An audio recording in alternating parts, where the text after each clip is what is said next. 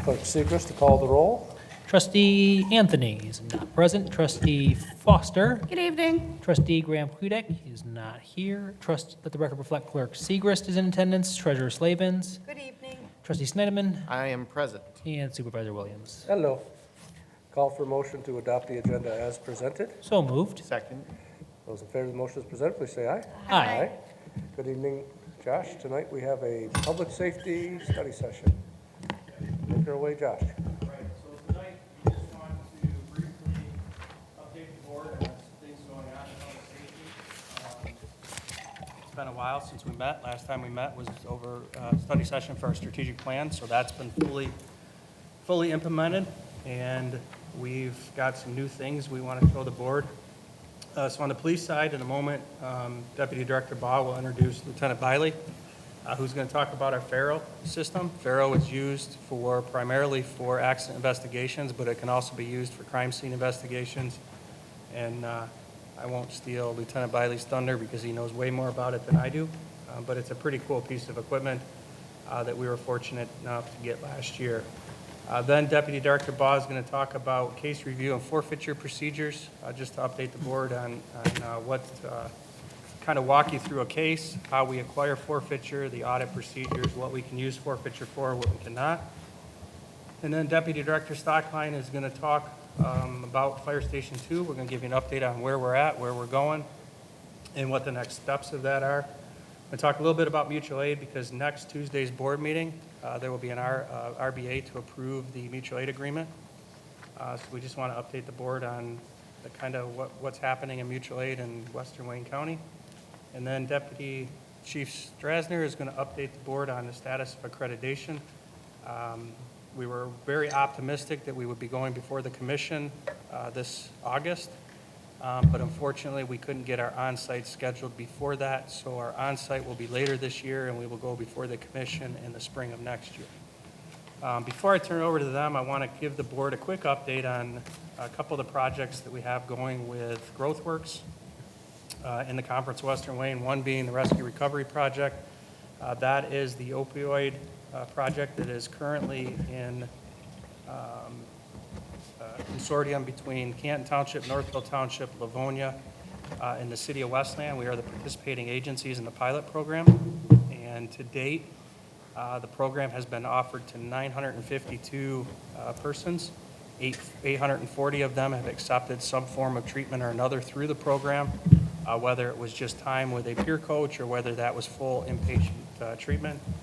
The average response time to get a peer recovery coach to the scene is about 36 minutes. And to date, GrowthWorks has trained 329 police officers in the administration in Narcan. So far, wide success in the program. We're very happy with the results and the ability that we now have to get people treatment.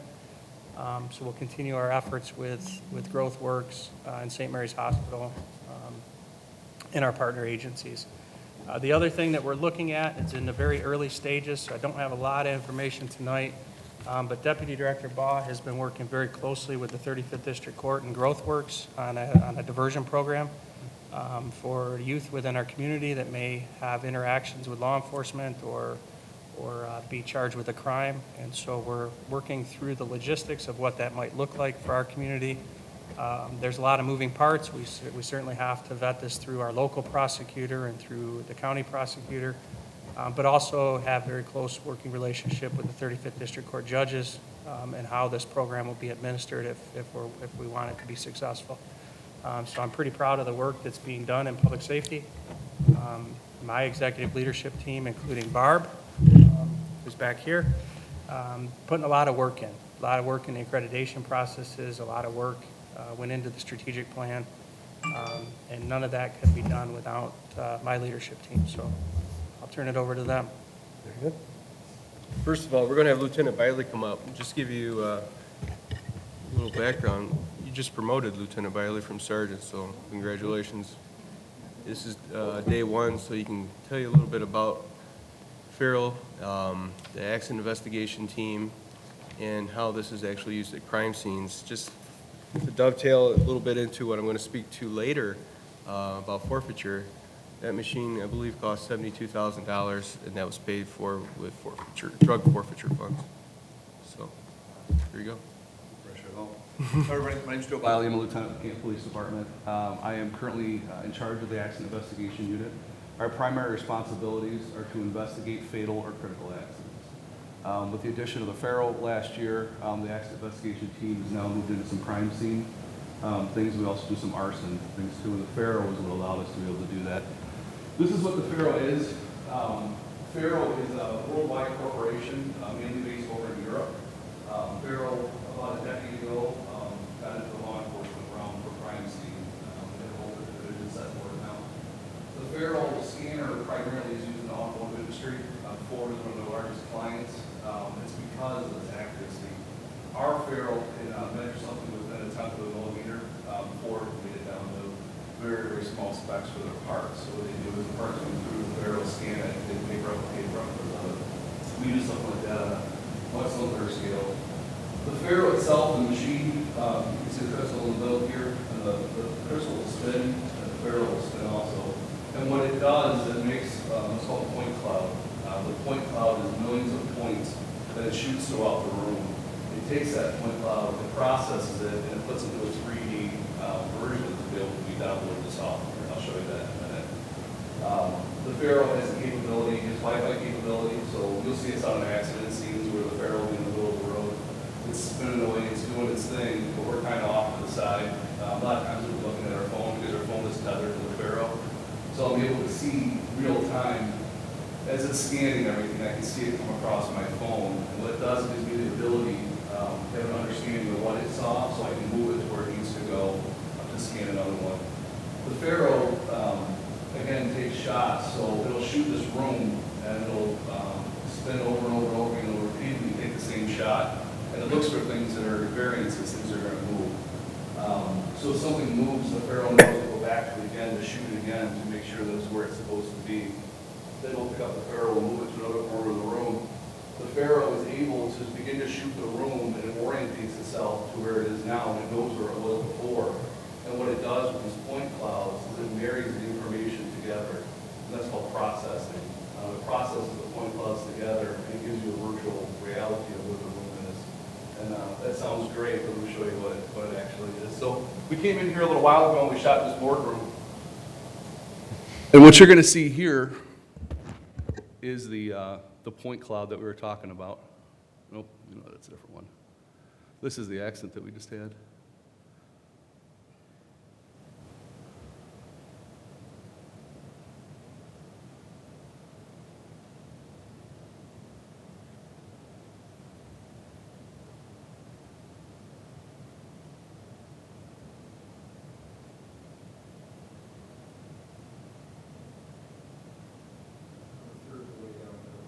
What's that? I don't know if that'll do that or not.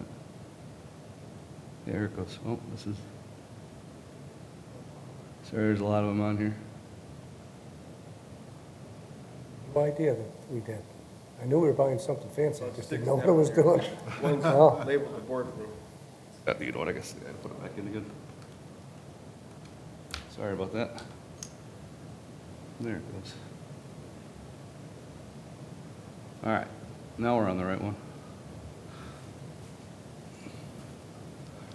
And again, this is the point cloud. This is about 7 million points that it took while it was shooting this. Is it taking that one outside? What it's able to do is it kind of processes everything and it links common things together.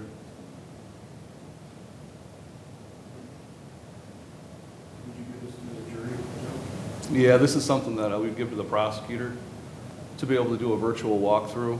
And then I'll show you what the finished version, what we would present to a jury, looks like.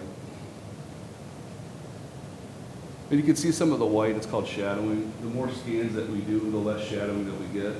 But there's a balance there. A high resolution shot will take us anywhere from 7 to 10 minutes. This boardroom took 8 shots for us to do. So the lower resolution, the lower quality, the more shots that we do, the less of that noise that you see. And this is what the finished product looks like.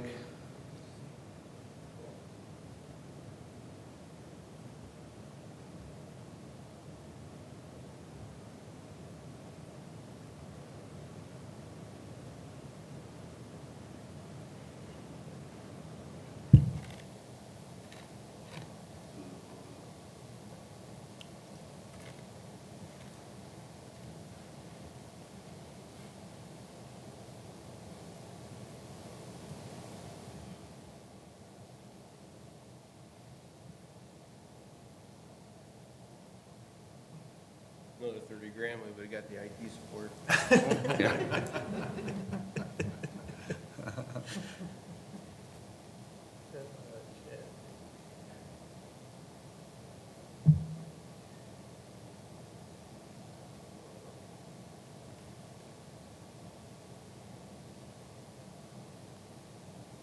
So this is an overview, and this all comes from editing.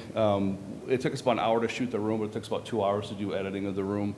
And where this all kind of comes together for you is accurate photos.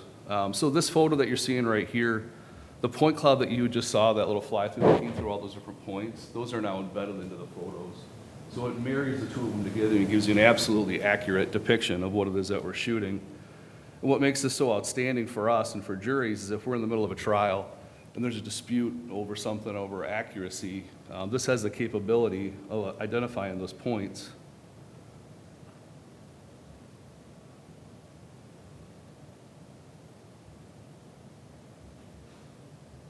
And giving you accurate measurements.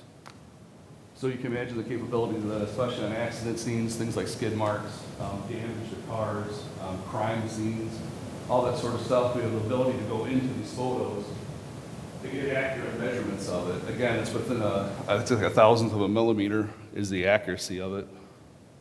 And the whole room is able to be viewed.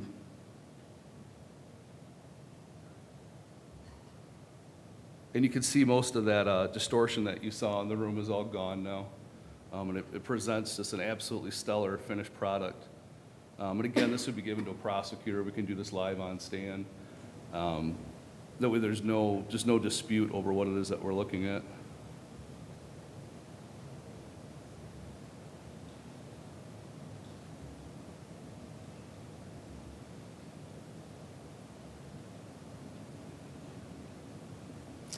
And that's the Pharaoh. Any questions? Can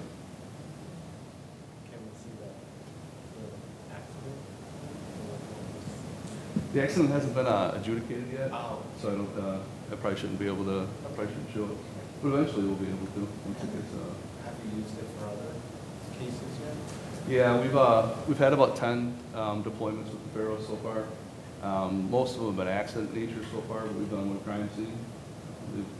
It's a learning process for us, but we're getting pretty good at it. This room went together very, very well. This is a complicated room because of all the chairs, but we were able to get it. You can see the finished product came out real nice. Who of our partners in Western Union County have reached out? There's a recent murder that really wants to go out and create a scene for case presentation. So we're going to also study agency municipality case presentation. It's outdoor target. Yeah, the Pharaoh can shoot up to a quarter of a mile. So like the accident we just had at Canton or Cherry Hill, the Pharaoh just continually takes in data, continually gets points. So we're in the middle of Canton Center, but we're picking up houses off of Glengarry Sub. We're picking up Just Pizza signs over there, and it takes all that data in. You can imagine you're working with software trying to process all that data. So that's where the post work comes in, where we do a lot of editing, because we don't need to see the houses on Glengarry, we need to see the accident. So we're editing a lot of that stuff out and just get down to what it is that we need to see. Some of that takes time.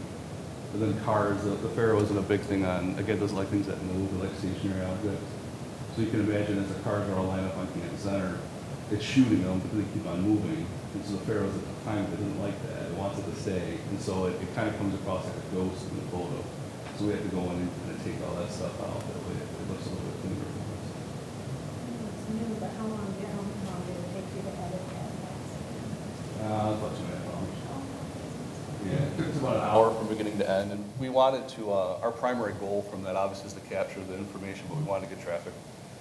Rush hour's coming up, and the last thing we need is Canton Center and Cherry Hill tied up. Yeah. So we wanted to make sure we got them scanned as quickly as we could, as efficiently as we could. How many points of reference would you have compared to like 1999 when we used to go out and have, I don't know, 30, 40 points of measurement? How many points of measurement will you have now? So our old, what this is replacing is, we bought a total station 15, 20 years ago. The total station does what the Pharaoh does, but in a much, much simpler terms. So the total stations are point. So if someone stands behind it, we have a pole, a prism pole, and you shoot an individual point, and it captures the distance between it. So a complicated scene for the total station is probably about 200 to 300 points. That would probably take us maybe 2 hours, 2.5 hours to shoot 200 or 300 points. This room here was 7 million points. We shot it in less than an hour. So you can see the difference between the two. And just the quality of what it does is just superior. Can you use it if it's raining or that, weather permit? Okay. Yeah, the only thing it really doesn't like is it doesn't like fog. Fog and shiny objects. When it sees a mirror, it sees itself, and so it thinks the mirror is another room. It's reflecting. And so you'll see sometimes on some of our crime scenes, we'll take baby powder over mirrors because it'll duplicate the scene because the Pharaoh is shooting itself. It's not, doesn't like that very much. But these are all part of kind of the learning process for us. And you will see some kind of goofy things. The baby powder is kind of odd to see it, dusting stuff with baby powder. And again, the optics of it, I know on Canton Center, I was watching the Pharaoh do its thing, and I'm watching everybody stuck in traffic. And we have to kind of stand off to the side because I'll get in the shot. You'll just see me standing there, which I don't think everybody wants that. So we kind of are behind trees a little bit. And then again, it tethers to my phone. So I'm looking at my phone and I'm watching the Pharaoh do its thing. But I think to everybody else, there's a cop hiding behind a tree. Sending out text messages. Talking to his girlfriend. on the Yeah, phone. right. It was funny. I had a moment where I look up and I'm like, oh, this doesn't look that great, but I don't know how to explain it. Because it takes about, a low quality shot is about 3 to 4 minutes. A high quality shot can be up to 20 minutes. But typically we keep it in about the 7-minute range. The accident at Cherry Hill and Canton Center, I think we did 17 shots on it, 17 3-minute shots. So it came out pretty well for us. Thank you. Thanks, guys. Thank you. Appreciate it.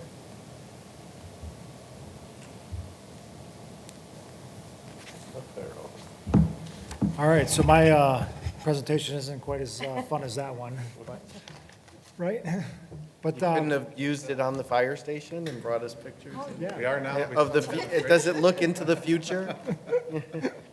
let's do this. But our station's going great, thanks to your support. Everything's moving forward as we planned. The site plans have been approved from the Planning Commission as well as yourselves. And we've submitted those plans to engineering and building, so they're in the review process with them right now. We did go out to bid last week, or June 6th, for the general contractor. And we got some pretty good results back from that. There was about 25 contractors that showed up at our pre-bid meeting last, on the 13th there. And a lot of good questions. We took them around the property, showed them what's to be expected and how we're going to still continue working out of that station at the same time. So all the expectations are laid out there for them. We have one more addendum coming out this week on Thursday, and that'll be the final addendum for them to do their final numbers off of. And once we get that, those bids are due back on the 27th. So in there, we did put the contingency for solar, so that they can give us some more definite pricing on that as well. We've kind of moved past the geothermal at this point, just because it's not cost effective in everything that we've looked at. So we're expecting to do the groundbreaking in mid-August. That's probably a realistic time, and we're looking at probably a full year to get that station built, and then at that point, we can rip down the Station 2 that's currently.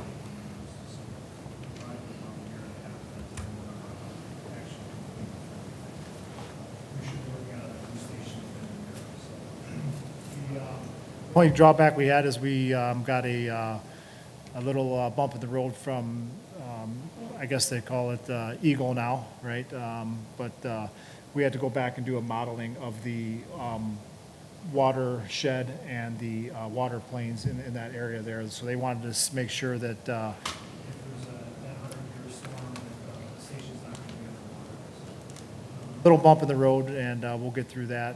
We're currently working with some engineers, and we'll finish that up very shortly in the next couple weeks. Western Wayne County Mutual Aid Director asked to touch on this, just to kind of give a refreshing of what mutual aid does for us. Western Wayne Mutual Aid, this is really an interlocal agreement that you, as a board, signed with these other communities. They support them, they support us. It helps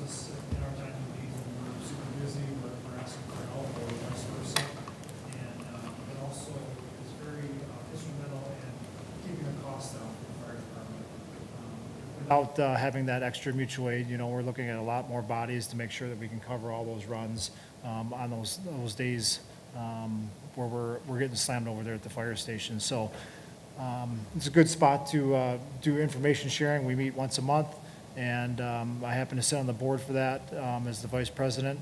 So we get a lot of information back and forth there. And one of the bigger things with that Western Wayne Mutual Aid is our special teams, the USAR and the Hazmat, and I know that you've heard of them before. The USAR team, on this next slide here, we talk about the USAR. I'm sorry, this is the communities that are involved in there. And as you can see, it stretches really throughout southeast Michigan here. But the ones that we really use are Van Buren, Wayne, Westland, Livonia, Plymouth, just the surrounding communities around us. We have gotten into some other communities, and we'll talk about that in a little bit. But mostly, all of that stuff just happens in the surrounding communities because they're the closest ones to come over and give us aid, or vice versa if we're giving them aid. But the Urban Search and Rescue Team, this is really our technical team, and we've got 3 members on there. The director is also the chair of that team as well, and in charge of that team at the executive level. And they really do all the rescues for confined space, trench rescue, high angle rescue. So if we get somebody caught in the tower, we get somebody caught down in the sewers, this is the team that we're going to call out. Our fire personnel are all trained in this at an operational level or awareness level. Some are up to an operational level, but the true tech rescue guys, they are trained to a technician level. So it would be very costly for me to take this entire department and train them up to that technician level. And that's the benefit of our mutual aid association, is that we don't have to train everybody up. We don't have to buy all that equipment. We've got hundreds of thousands of dollars of equipment available to us through these teams. And it really makes it nice for us. We've called them out on occasions, and we've currently even expanded into having some stuff down at DPW in the event that there is a trench rescue or a confined space rescue with that team, so we can kind of start getting stuff set up in anticipation of this team coming out there. On the other hand, Hazmat, just like the USAR, hundreds of thousands of dollars worth of equipment, and these guys are trained for mitigation of these issues. And these issues, these are the nasty ones that we don't want to deal with. There's lots of training, lots of classroom time, in understanding the materials that are spilt or used or mixed. And any of these things, these releases, they're deadly, and they can be deadly for square miles around that area. So especially with us having these railways, one in the south, one coming through the eastern side of the township, this team is really very important for us, that we have the ability to call on them. It seems that every single run that we go on anymore really has something to do with hazmat. Every little fire, they're putting off toxins. We had the CO issue last year. This team was called out. So great for us to have this in our wheelhouse and be able to use them whenever we need to without having to pay for all of our members to get trained through that. Chris, if I may, just for the board's perspective, in terms of special operations on the fire department side, and also the police department side, recently, within the last probably 2 to 3 years, we've been seeing requests come from non-participating municipalities. So municipalities, to put in perspective, we pay, as a township, we pay into Western Wayne to be a part of this consortium. So it's a $2,000 annual membership fee and then 11 cents per capita. And then on the police department side, we pay to be a consortium member of the special operations team. It's a small price to pay to have these response capabilities in our backyard. Well, our other municipalities have said, you know what, I'm not going to make that investment. You're going to come anyway. Both sides of the house, both the police department consortiums and the fire department consortiums and mutual aid consortiums have taken approaches now to establish rules and bylaws for these municipalities that are non-participating agencies. We put them on notice. Essentially what now is required before we will respond to a non-participating agency, the chief executive officer of that municipality has to sign an agreement that they're going to be responsible for all the costs associated with that response, because what's happened in the past is we want to be a good neighbor, we want to help these municipalities out, but then it comes at the cost of the municipalities that have agreed to be participating agencies. And so it was a tough decision for the chiefs in the area and to make, but it's one collaboratively that we felt was in the best interest of the associations. We take on all the risk, we take on all the costs. And so that's kind of what we just established recently on both sides of the house to protect our interests. Is the city of Wayne paying in? Yes. Is that process pretty quick to enact? Yeah. So if they need it? Yeah, we just did it recently with the city of Grosse Pointe. City of Grosse Pointe called for a hazardous materials response. I ended up speaking with their city manager. City manager got in touch with the mayor, and they agreed to pay all costs associated. I think that bill ended up being for their city right around $12,000 or $13,000. But again, without that type of agreement, that's $12,000 or $13,000 that the association is now out. Our overtime costs, our equipment costs, our liability costs. It's just not fair for those. And if they had just agreed to be a part of the consortium, they would have not got charged separately for that That's correct. event, right? That's correct. Which, go. Process for them to join the consortium if they want to? Yeah, yep, we've offered it. We had some incidents previously in the city of Grosse Pointe. Grosse Pointes are public safety agencies. They're non-contiguous to any Western Wayne mutual aid agency currently. So for them, what we tried to work with them is that they would never call us. They have their own mutual aid agreements within the Grosse Pointes. So they would never call us for a daily mutual aid. What they're interested in is special operations. So we've met with them on several occurrences, and we've worked out, we've made offers to them, we've talked to them about the possibility of joining just for special operations coverage, but they've yet to come to the table and say, where do we sign? So in the meantime, we had to take measures, because again, it was becoming, we were getting more and more requests on an annual basis than we ever had in the past. Sorry. So not to confuse the situation, we still will receive a bill if we call out a hazmat team or a USAR team, and we usually pass that bill right on to, normally it's like a spill on the expressway, right? So there's a company that created that spill, and we'll pass that on to them. With the fee that the director's talking about is a fee above and beyond that, because they're not paying into our training and our equipment and all that stuff. So they're gonna pay double, really, what we're paying for that mutual aid call. Jamie will talk a little bit about the mutual aid comparisons from last year to this year.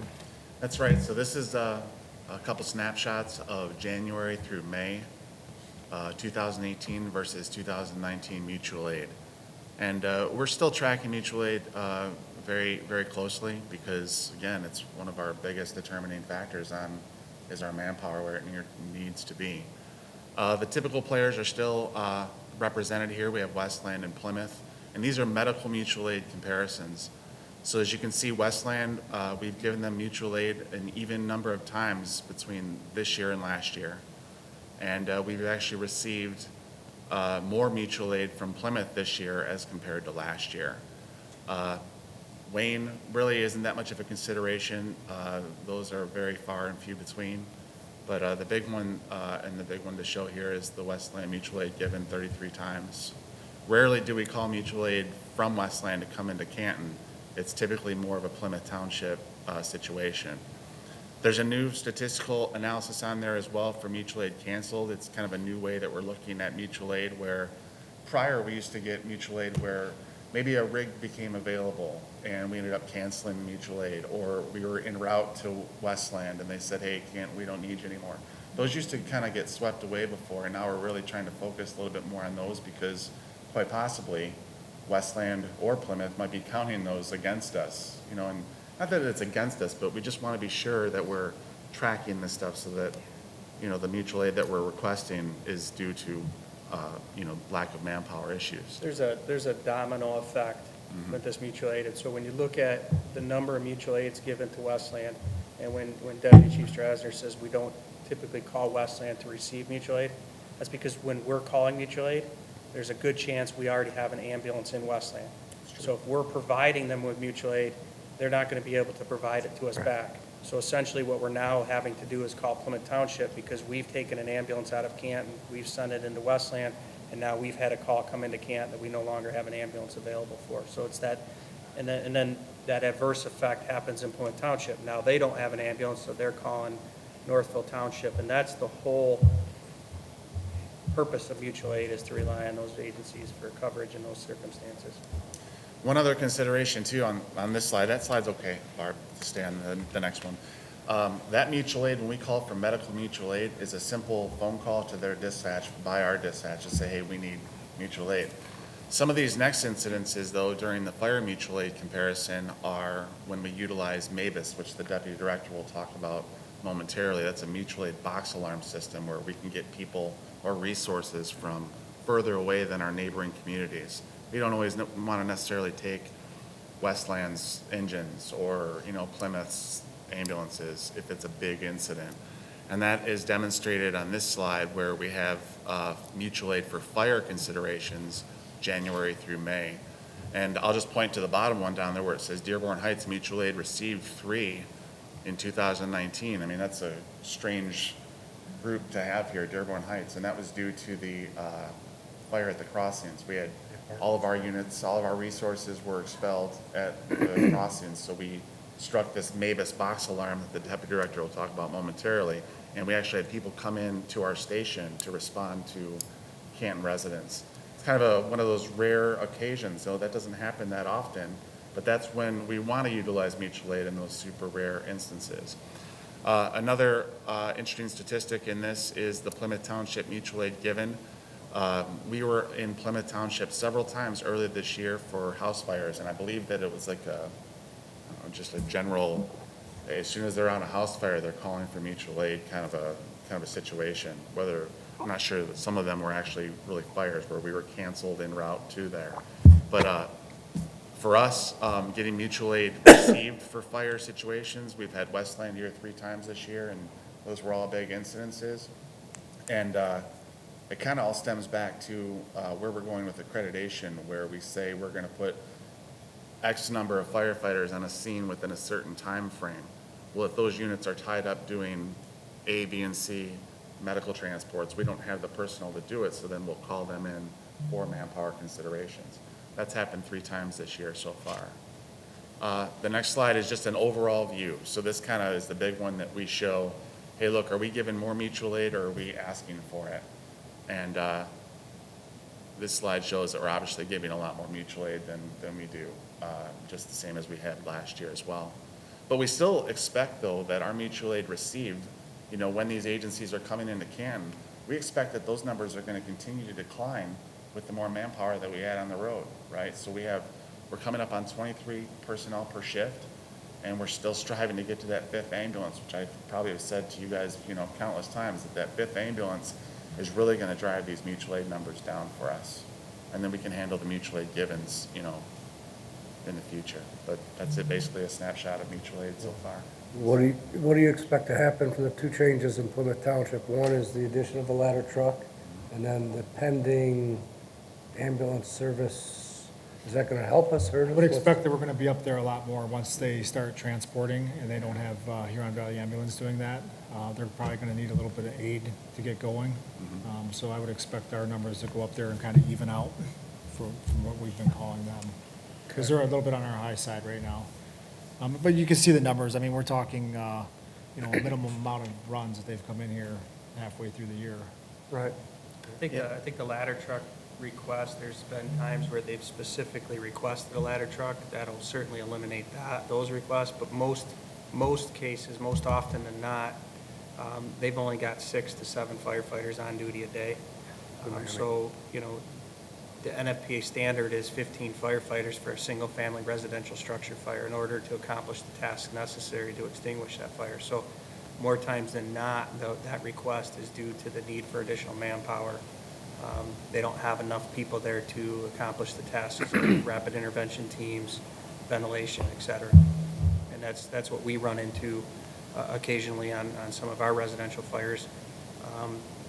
If we're out on medical calls when that fire comes in, if we're fortunate enough to have all of our firefighters in quarters at the time of that alarm, boy, it's a great day.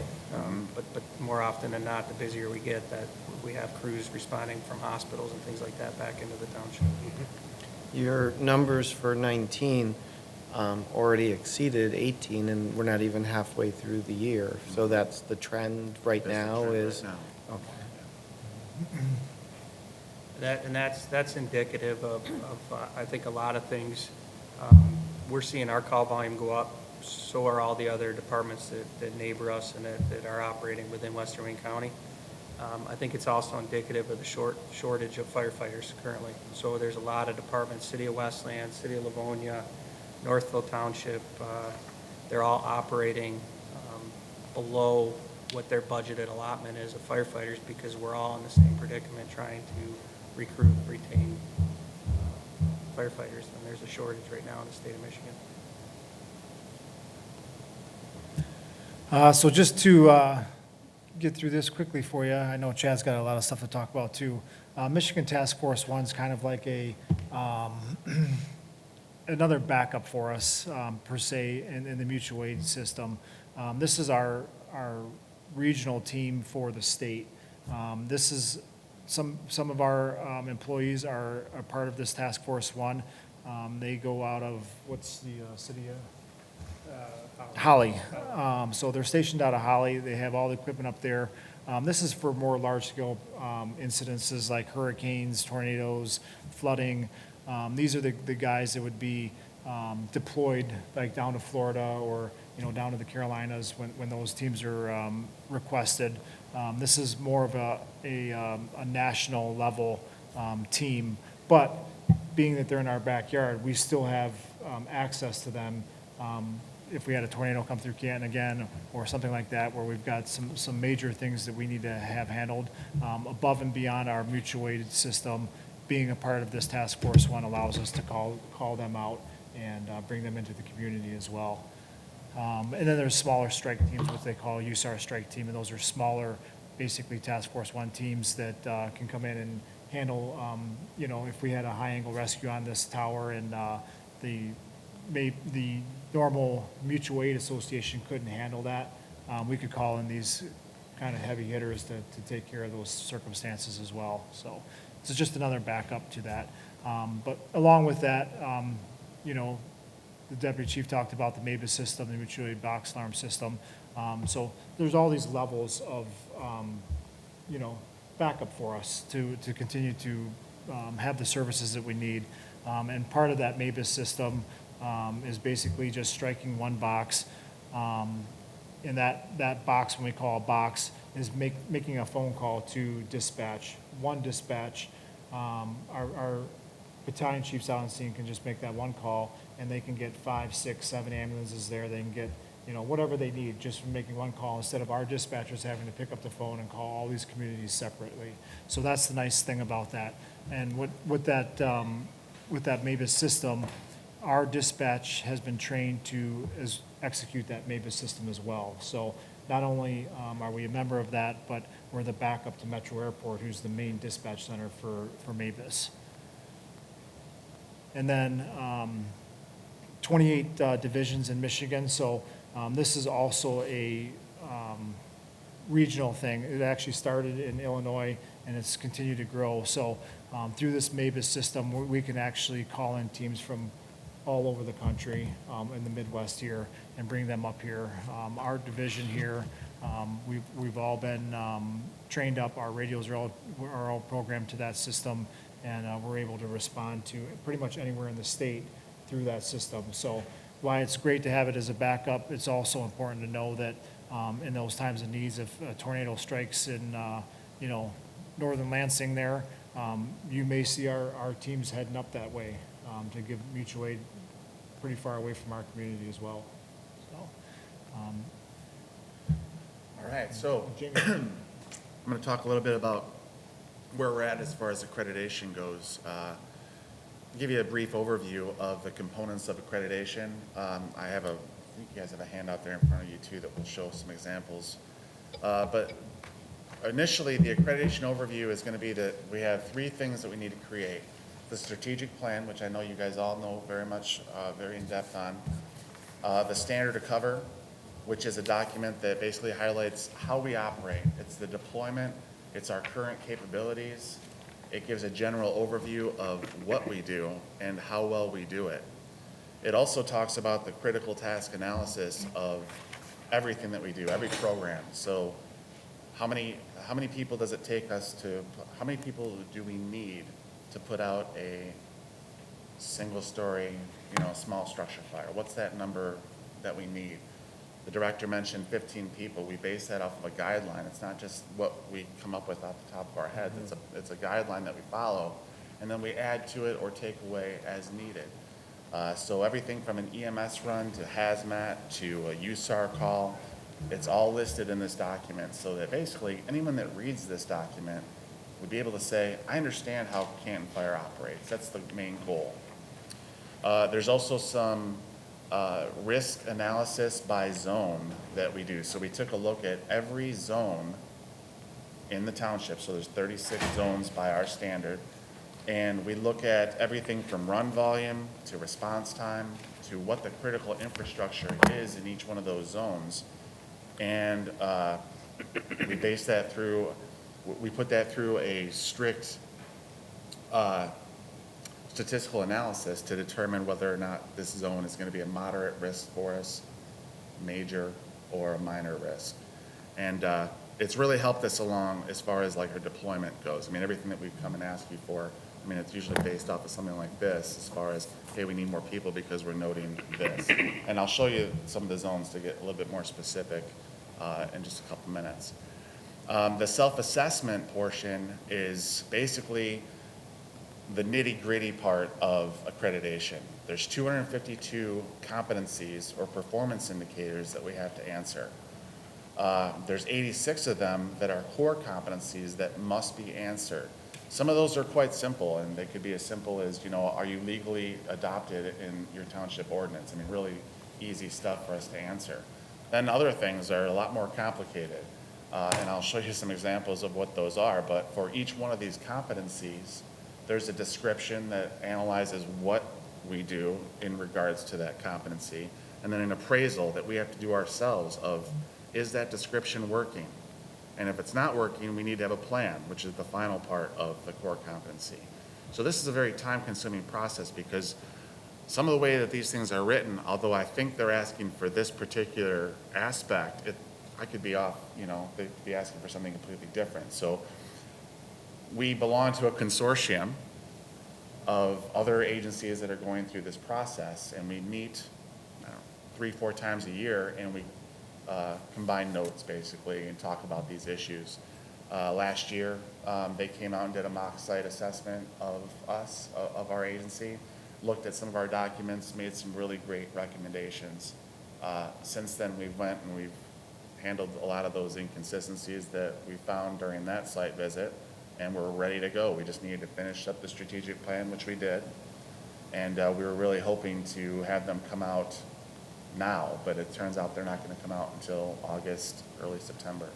So that's kind of like where we're at. So the next couple slides are some of the examples that you have in front of you. The first one is a slideshow of Zone 9, a snapshot, I should say, of Zone 9. So we're considering this zone a moderate risk for us. The critical infrastructure is listed as TONDA. Schools will always have a higher critical infrastructure for us. Anything that's going to affect the life of someone living in Canton, someone that produces an essential service or an essential program. If that wasn't here, how would that affect the residents? And so that, obviously, the school system is going to have a profound impact. Zone 9 is primarily a residential area with some very light commercial there along Canton Center. So we consider this a moderate risk assessment. It has property values listed in there as well. And we have incident totals. So if you guys see, the incident totals have remained the same. And for that, we consider that the statistical analysis is valid because we're getting a lot of the same types of numbers. Some of this stuff can get a little out in the weeds a little bit if you start to look at, a very small number of runs and you're going to start counting response times. It doesn't really truly display how you're performing. But in this instance, I use this one because it is statistically relevant. You can see that the run volume is consistent. And the good part of this is that the 90% total response, which says basically that 90% of all of our total responses in that area are at least that number that's on the page. So for EMS, 90% of the call volume, 90% of the total responses to Section 9 are under 9 minutes and 28 seconds. From the time someone picks up the phone till we put somebody on scene. They're good numbers. But if I go back to the performance statement that I spoke about earlier, we're still missing the mark a little bit. So that's kind of like what the accreditation process is all about. Identifying what you're not doing that well and how are you going to improve upon it. That's what the whole point is. Moving on to the next zone, Zone 11. This one is significant because of the incident totals. So this is over by Station 2, right? It has IKEA as some of the critical infrastructure that's listed there. Obviously, if IKEA wasn't here, it would definitely, a lot of the places in Canton would have a negative detriment, but IKEA is a rather large piece of infrastructure for the township. You can see that the call volume is slowly increasing, right, from 2016 to 18. That's a significant increase. Yet the EMS total response time is about the same, but the fire response time has gone down. That's good. That's good for us. And we look at those as, why is that happening? Is reaction time going down? Which is what we're trying to focus on most, is that reaction time. From when the dispatcher presses the button and that firefighter gets on the air and says, we're on the way to whatever emergency is happening. That's the time that we're trying to shrink down as much as possible. And then if we look at the final one for Zone 36, we know that this is in the southeast corner of the township, and you can see that the call volume is rather significant for this area. Although there's not a ton of residential there, it is primarily an industrial area. But yet the response time to Section 36 in the 90th percentile is quite high compared to the rest of the township. And again, this is the types of things that we use to determine our deployment. And we strategically plan for things like the potential for building a fourth station in the southeastern part of the township. This is the kind of document that we need to back up what we're saying. All right, so some of these core competencies. Won't bore you terribly with these, but this is the kind of stuff that we're looking at here, right? Identify the total response time components. We've done that. Everything that's underlined here is underlined for a reason, so they're really specifically wanting us to be sure that we can do that. On the next one, 2C4, the critical task analysis of each risk category and risk class has been conducted.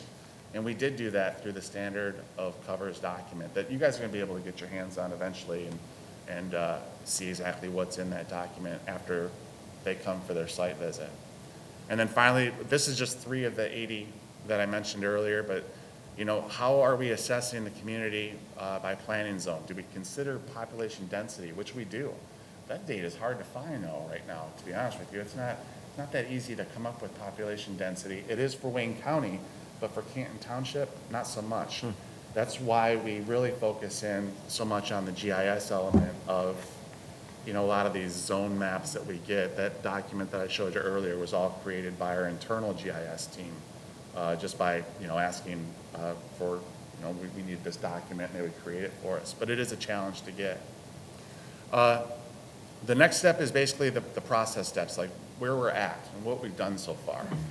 So we became a registered agency, and when we did become a registered agency, it meant that we received the books. We were kind of dipping our toe in the water a little bit to see what we were doing. When we were initially looking at it, it looked like a lot of the stuff that we did, we were already doing, which was good. That was positive. But then there was another whole element to this, such as, which I know I mentioned to you before, just keeping count of seconds instead of minutes when we're talking about response time. Something that minute of a situation really shined a light and put a big stress of importance on the little things that we were doing. Can we explain them? Then we moved to the applicant status when we really formed committees and began working on a lot of these documents. And like I said earlier, we had the consortium come in and do the site visit as a mock example. And then just earlier this year, we transferred to candidate status, which means that a peer team is assigned to us. They're going to review our documents again. There's a lot of reviewing here, lots of reviewing. And they're going to make any recommendations that they see fit. And then they're going to say, we'll be there for 4 days. There'll be 4 to 5 reviewers. They're going to want to meet with even some of you all, most likely. They'll come down and see how we operate at the station. They'll look at everything that we do here, from finance to HR, everything. And then our own programs to verify and validate what we've said, what we do. And then at the end of that 4 to 5 day process, they'll make a determination on whether or not we go before the commission. And once we go before the commission, I mean, it's not done and over with, but we should know something when they leave here where we're standing. I don't suspect there'll be very many surprises, right? So then the director and the deputy director will go, and so will I. Yeah, I'll be there, and they'll be able to ask us any, overview questions, and then we'll be accredited. What does that mean, right? That's great. It means that for 5 years we're going to be accredited, but for every year in between there, we'll have to fill out an annual compliance report, and there's a lot that goes into it. The whole process basically starts over again, so it's never really over. So that's why I kind of say to a lot of people when they ask me, hey, how's the accreditation thing going? I always say, well, I think we're already kind of acting like we are accredited. It's kind of already happening. It's just, we got to just get to the next step in the process. But that's basically where it's at right now. Great.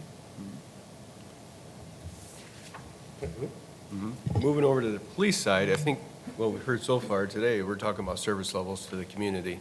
And there's been questions that's come up over some time about forfeiture and the different paths, how it gets into our community and how we can actually use it. So I'm going to try to use the term again, dovetail a case example into forfeiture. We got a strong foundation. We know how to respond to crime. We know how to engage the community. And we've been proactive for years. And we needed to wrap a plan about how do we best service our community. What is really affecting our community. You've heard about Western Wayne recovery, and this works in combination with some of the people we deal with, which you'll see later called boosters. They're drug addicts that need to fund a habit. But during which, when we start finding the true sources of crime, whether it's drugs or other types of racketeering cases, or even alcohol offenses through traffic forfeiture or something similar to that, you find that there's at least 14 different ways that forfeiture monies can come back to our organization, and they're all tied together one way or the other. At the Canton Police Department, we have traffic forfeiture. We have drug forfeiture at the state level. We have organized crime forfeiture at the state level. We act as a fiduciary for the Drug Enforcement Administration Group 3 for state level cases, and we divvy out the results of those cases with the prosecutor at the state level to the agencies that assisted. Then we also act as a fiduciary for the Organized Crime Drug Enforcement Task Force called the Michigan Strike Force, which is one of 13 in the nation. So we were able to bring 70 agents, our task force officers, into this region to attack what we call primary targets throughout North America, mostly in the Midwest, bringing drugs up through Mexico. We've talked about that. We also have federal forfeiture coming in through the strike force. Some cases do not meet the federal threshold, so Canton Township acts as a fiduciary to move some of these cases through the Wayne County Prosecutor's Office or Oakland County or whatever county it may be, to have the state prosecutor look at that information and have a case disposition. Then there could be federal forfeiture from non-strike force cases through the Drug Enforcement Administration. There's a plethora of groups at the Drug Enforcement Administration that deal with various things. Only Group 3 and 4 are assigned to this strike force, which are primary target cases. Also, we have the Homeland Security Financial Crimes. This is money laundering. It's seated at the Canton Township Police Department. We're talking about also force multiplying. You see the fire department doing great things when it comes to force multiplying, having access to humans that are trained to do great things. And at Homeland Security, we have a money laundering task force of IRS, Homeland Security, many other people that work as analysts for both of those groups. The Trenton Police Department and Canton Township, all seated at at our police department in a space we have near our investigative section. Forfeiture comes in federally through there and through state forfeiture too. Things that don't meet the threshold there, that Canton Police Department, we act as a fiduciary for those funds. Everything we do with forfeiture, we have oversight. That's what separates us a little bit from other municipalities. We want oversight from a prosecutor or a federal prosecutor. We do not want to handle those on our own. Moving on, we have the FBI. So we participate in the human trafficking task force. On occasion, there could be federal forfeiture from that. They're not very active in seeking out the monies associated with human trafficking at this point, but there could be money coming in that way.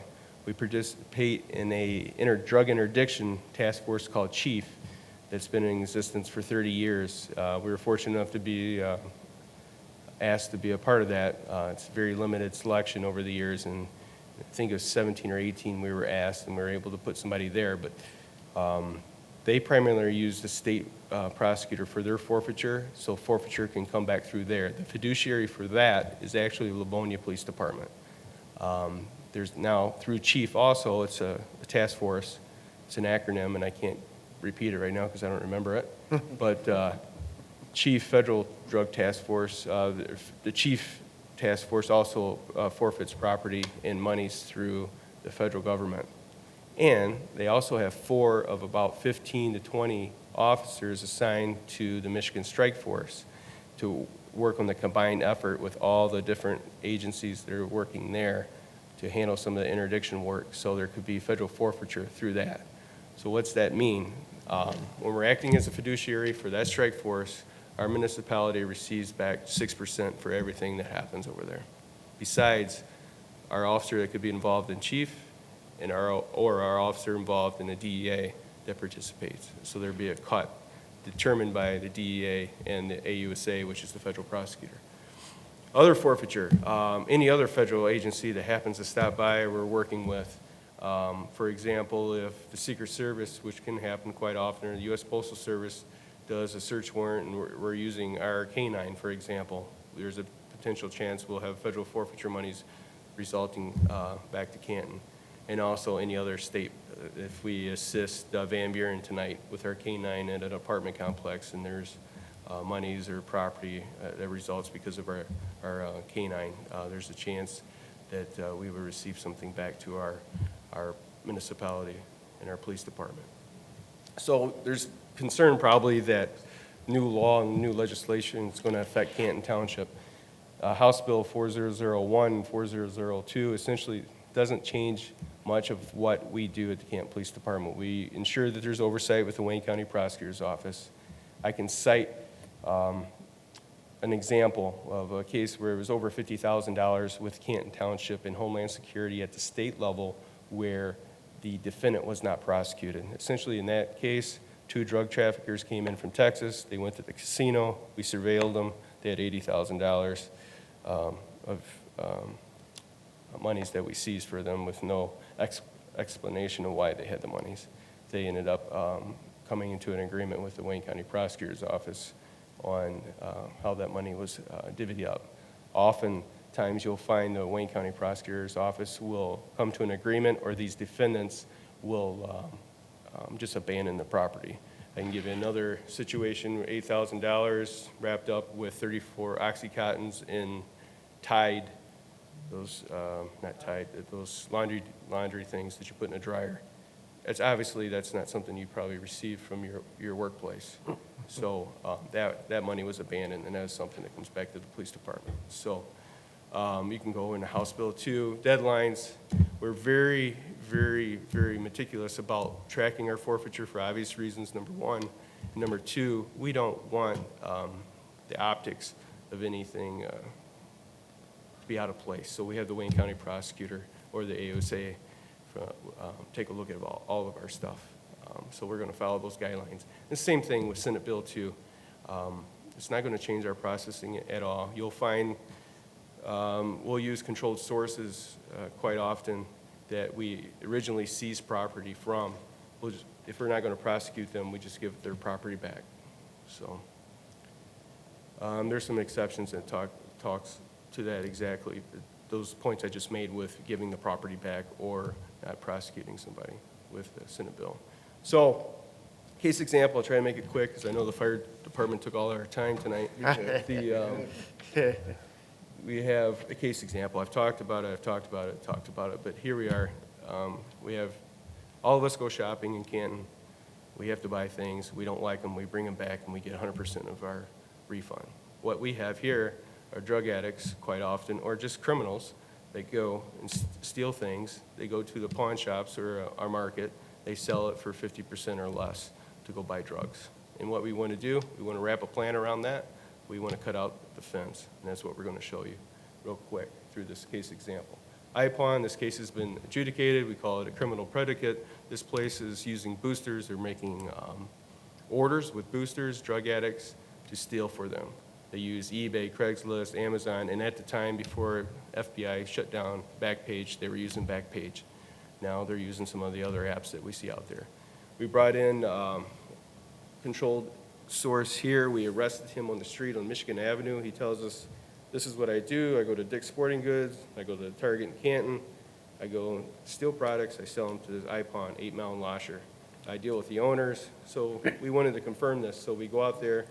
We use product that's called stolen, sell 3 times to this group of people, this organized group of people, and we verify that these people are dirty. We also know this informant is credible because he also worked with our drug teams before and was able to identify a heroin dealer, and that added to our credibility. From there, you will see we started looking at IPON and what they're doing. And we have a resource called Leads Online, and it tells, sometimes these locations tell the truth in part or in full of the products that they bring in. We're able to identify, I believe there's like 9 boosters there that are selling new in-box stuff to this IPON location. Tyler Powell, if I'm not mistaken, from Lansing to Canton, just in Home Depot, we know he was responsible for over $70,000 in stolen product over a short period of time. You can see from this activity report, from 14 to 17, IPON itself was responsible for paying $41,000 from 9 boosters. So it's important to look at it from this perspective, that they bought themselves $27,000 worth of stuff. I can't talk that fast.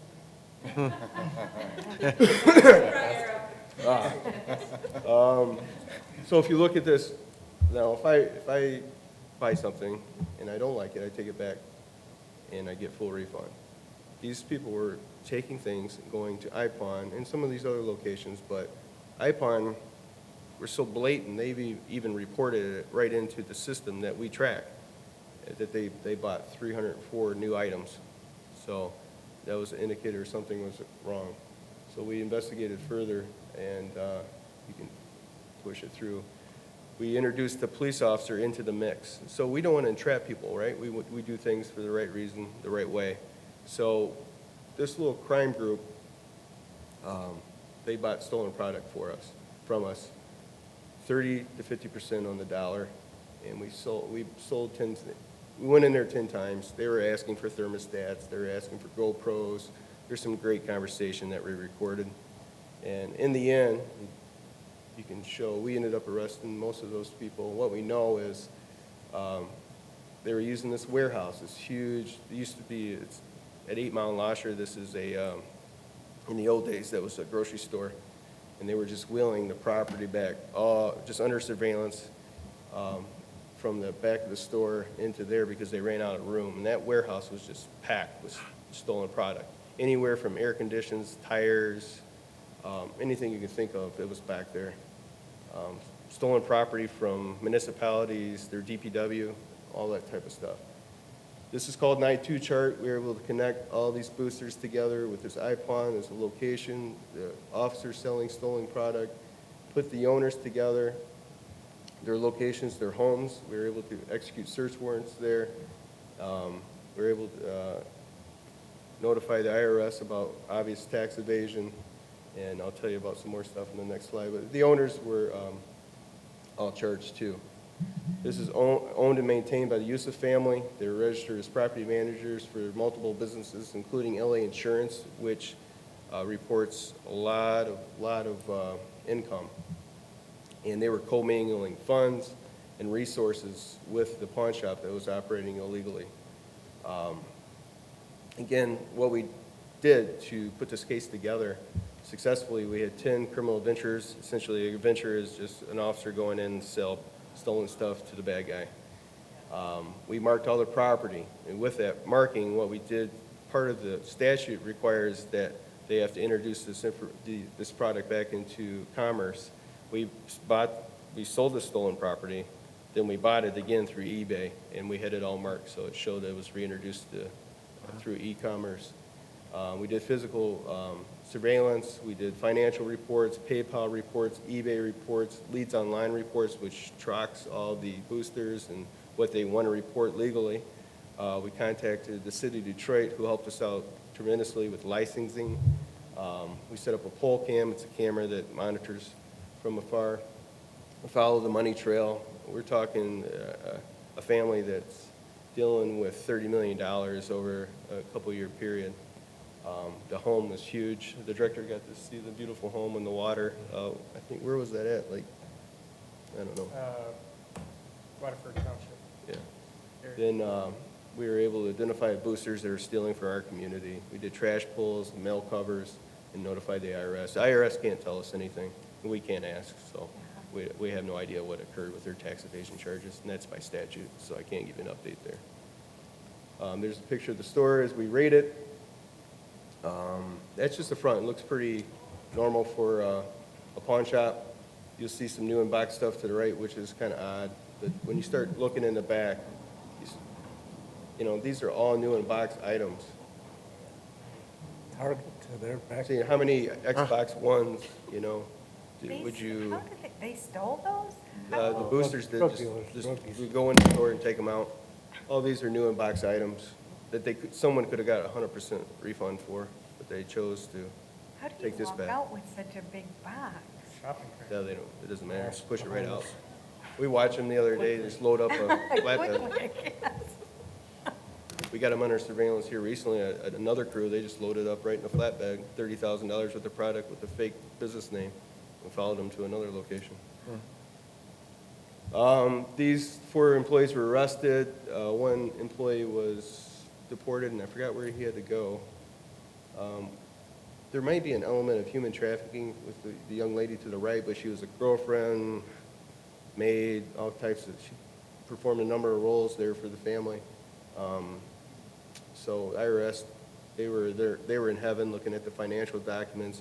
The director was there. He actually looked at some documents that showed a business plan of how to steal catalytic converters and how that would work for as a business. And it looked like it could be prosperous.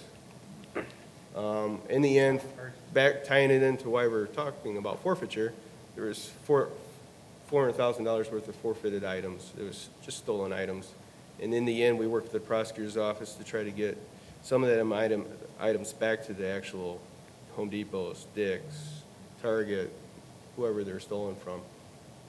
Then the restitution. They were ordered to pay $60,000, and I think we received all those funds back for our time to investigate this issue. They were charged with a 20-count felony. It's a state-level racketeering. It's called CCE, including ORC. In theory, we believe they're back in compliance, or Detroit City brought them back into compliance with their licensing, and Mr. Marchand was deported. Takeaway, like I told you, we try to do things for the right reasons, right? Make a difference to the community. Really, if we're going to be proactive about stuff, we need to identify what's the crime, what's causing issues in Canton. And not only put people in jail, try to find a resolution to stop it in the long run. You're talking about 900 people, some of which actually came from Canton, to have this as their day-to-day operation to maintain their habit. So, federal guide to equitable sharing for state and local and tribal law enforcement agencies. Permissible uses. We can use that money for informant money, which is buy money or reward money. We can use money for furnishings, constructions, and improvements to the buildings that we use for law enforcement. We can use it for copiers, computers, fitness equipment, firearms, surveillance equipment, vehicles, canine expenses. What we can't use it for is for vehicles and items for non-law enforcement personnel. We can't use it for attorney fees or settlements. We can't use it to share with other law enforcement agencies, but we can use it, like when I say we're the state fiduciary for the DEA Group 3, so those funds we can use to purchase equipment. The federal government cannot buy those officers and task force officers because they're designated as a task force for the state equipment with federal money. But we can use state forfeited money to buy them helmets. For instance, when they're doing a raid in Detroit, their heads are protected in a shooting. We can buy items like that, and we itemize all of that, and we set a standard for what can be purchased and what cannot be purchased. So that gives you an idea of what we can use items, forfeited monies for. Vote my next fire truck. Yep. Yeah. So, we're a little bit over on time, so I'll be brief as I wrap it up. But I guess what I wanted to say is whether we're talking about building fire stations or accreditation, or whether we're administering thousands of dollars of forfeiture and complex cases that we just talked about, my team is working hard. They're working hard every day. 2017, 2018, and now into 2019, we made some tremendous advancements in public safety in terms of not only the equipment you see here tonight, that's all, we're very grateful for the board support, but being able to bring in federal partnerships, state partnerships. We've made relationships in the last 2.5 years that this organization hasn't seen in a long time, and that is the direct result of some of these cases. We're following Bitcoin cases that initiate in Canton and take us all the way over to Ireland. These investigations, and that would not be possible without the federal partnerships and some of the state partnerships that we've been able to form. But that's the work of my team. Barb, when we talk about forfeiture, between Barb and Chad and Carolyn Cox in finance, working every day to make sure, you're seeing just a very small snippet of when we talk about what those, that last slide, when we talk about what those allowable purchases are. Then if you take a firearm, for example, then that guide breaks it down into what specifically you can purchase in terms of firearms. So, we can't purchase certain types of firearms with forfeiture dollars. And so everything that when we come to the board and when we look at spending that money, we have to be very, very certain that we're following those rules, because if we're not, then the federal government starts looking at us. And we certainly don't want that. When we talk about these complex cases and looking at the things that we're doing, again, IPON was, I think 2 semi-trailers worth of product. That's just new in box stuff. We didn't take any of the items that weren't new in box. Hundreds of garbage disposals new in the box. And then the items that Deputy Director Baugh talks about, air conditioning units, heavy equipment, bobcats, things of that are all stolen. Somebody's getting it there. The moral of the story is every time that occurs in Canton Township, it impacts us, it impacts our residents. When the cost of product goes up because the loss goes up for a box store, that impacts our shoppers, that impacts our residents. And so we are working very hard to displace that type of crime and make sure that our retail wants to continue coming to Canton, because I think that's one of the attractions to Canton is the amount of retail we have and that diverse retail. So again, I want to thank my team for being here tonight. I want to thank the board for the opportunity. Thank Barb for putting this together and working really hard with our team day in, day out. Future considerations based on the strategic plan. I bring these up tonight because we'll be talking about them in the not too distant future as we look to continue the advancements of our strategic plan.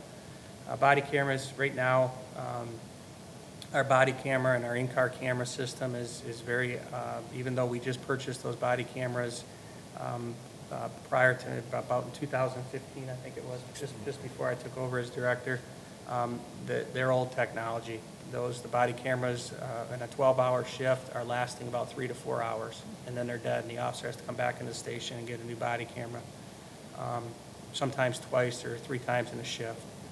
The in-car cameras, again, old technology. we're having to, anytime there's evidence from a body camera or in-car camera, we have to burn a disc, we have to drive that down to the Wayne County prosecutor.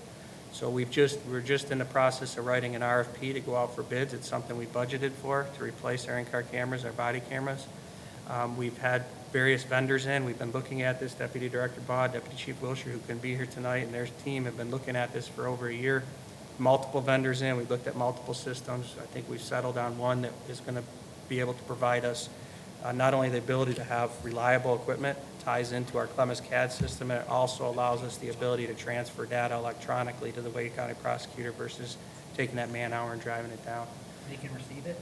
Yep, yeah. They'll have a cloud-based server that would allow them to receive it. On the fire side, Public Act 291, that's the public act that governs firefighter training, was rewritten about in 2015. They're now establishing the rules that govern that. It's gonna change what we, in terms of firefighter training, it's gonna change the landscape of the fire service in Michigan. There's gonna be some very significant requirements put on firefighter training. Right now, we have a battalion chief, shift level battalion chief managing that training. Just trying to get the MIOSHA required training, the EMS training credits. It's not something that a shift guy with the workload can manage any longer. Now we had those additional requirements on, so we're currently evaluating the best way to handle that. The strategic plan calls for looking at a 40-hour administrative position to address some of those needs, and so obviously it's something we have to work within our budget, within our means, and try to take care of that as we look to the future. Because again, accreditation is going to look at a training standard. We're going to have to meet those training standards. And then on the police department side, we eliminated during the economic downturn, we eliminated our administrative lieutenant position called the Special Services Lieutenant. Those duties have been bounced around the organization. I've added duties on to Deputy Director, the Deputy Chief. Everybody has taken on that workload, including shift lieutenants. And again, we're learning that we really need somebody there Monday through Friday, 8 hours a day, addressing those things, versus a shift lieutenant who may start something and then he goes off for 2 or 3 days and then he's coming back and trying to interface and get those duties done. So for the efficiencies of the organization, those are two positions that we're going to look at throughout the next period of our strategic plan and our budget cycles, and look to enhance the efficiencies of our organization. So with that, we're done. I'm sorry we went a little bit over, but we're happy to answer any questions that the board may have at this time. Questions? Right there. Very good presentation. Yeah, it was very informative. Thank you. Thank you very much. Yeah. Make sure Anne Marie gets the Fort Prefecture presentation. Sure, we can get that over to She's always asking questions on that. Steve is asking we forward the presentation to Anne Marie so she can go through it. Yeah, we can forward it. We can share that electronically. Great. Just ask that the board doesn't share some of the information. Yeah, contained. in fact, Yeah, but just carve out anything that you're not comfortable Yeah. with completely. maybe take some of that out. and Yes, share that please. with Makes sense. Yeah, we use that case because it's adjudicated. Good example, and I think some of the Yeah. schmucks are now on Probation. probation, no jail time. Isn't that lovely? Isn't it back up? You have a sign-up sheet to use the house on for different weeks that you, We didn't get the house. no? We didn't get the house. The house, it was interesting. The house was probably the biggest house I've ever been in my life. Wow. Just very impressive for one gentleman to live there by himself, but clearly their business has been very good to that family. Called organized crime. Organized crime. Very organized crime. Very lucrative. Call for motion to adjourn. Support? Second? All those in favor? Aye. We are adjourned. Thank you.